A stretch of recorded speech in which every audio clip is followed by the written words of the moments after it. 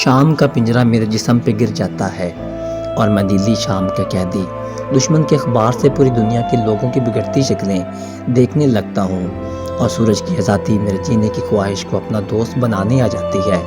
मेरे नाश्ते के बर्तन में मेरी मोहब्बत के बरसों का सारा जायका भर जाता है।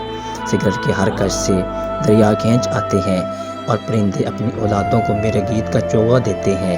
जब मेरे पाँव उनके बनाए ज़ाब्तों की दलदल में धंस जाते हैं, मेरी आंखें लाखों मील सफ़र कर जाती हैं और मेरे बाजू रेल की दोनों पटड़ियाँ बन के फैलते हैं। जब मेरी रगों में शायरी खून बनाती है, मैं शाम का पिंजरा तोड़ के बाहर आ जाता हूँ।